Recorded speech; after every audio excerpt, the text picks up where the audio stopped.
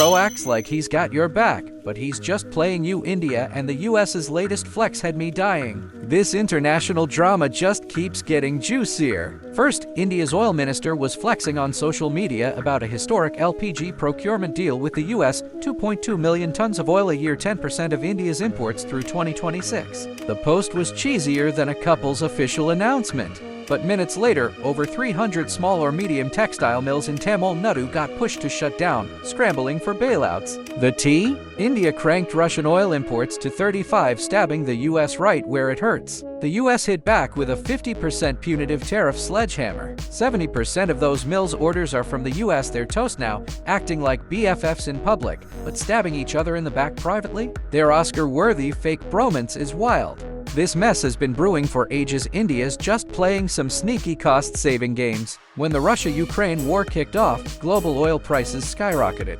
Instead of joining the US's sanction train, India snapped up tons of Russian oil on the downlow. It's cheaper, no need to kiss anyone's butt, and imports went from a tiny fraction to 35%. At its peak, they saved $14.4 million a day. Who'd pass up that cash? The US was not here for it. They led the sanctions charge, and their ally was stabbing them in the back.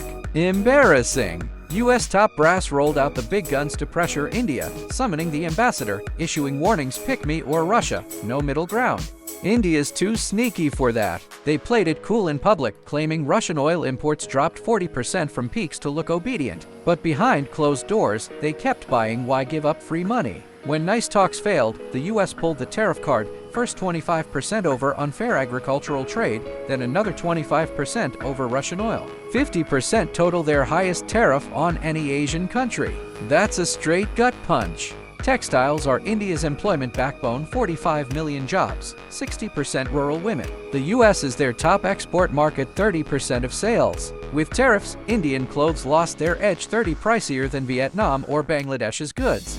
A deli mill owner ranted, either move orders to Vietnam or lose $1,500 for every $10,000 exported. No way out. Small mills without overseas factories? Watching orders get stolen, workers quit. One woman's salary got cut from 8,000 rupees $96 to 5,000 rupees $60. She can barely afford baby formula. India's out billions in exports. Millions face unemployment. That's a loss they can't bounce back from.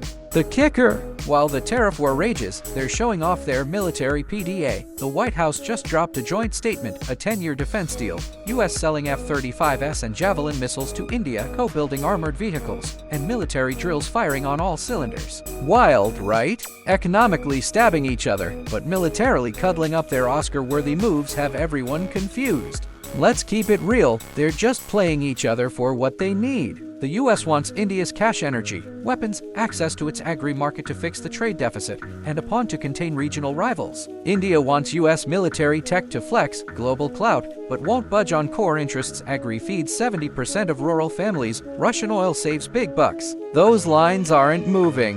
That LPG deal, just a face-saving gesture. India buys US energy to keep them happy. The US backtracked on tariffs down to 15 to pave the way for future trade talks. But the core drama, still unresolved. The US wants India to dump Russian oil. India says nope. India doesn't want open agri markets. The US is pushing hard.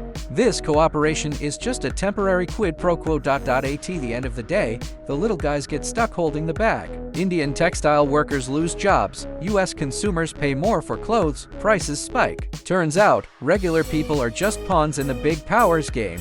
We're not here to pick sides. We're just sad for the folks caught in the crossfire. No matter how grand the strategy, people's daily bread and butter should come first. How long do you think this sweet deal charade will last?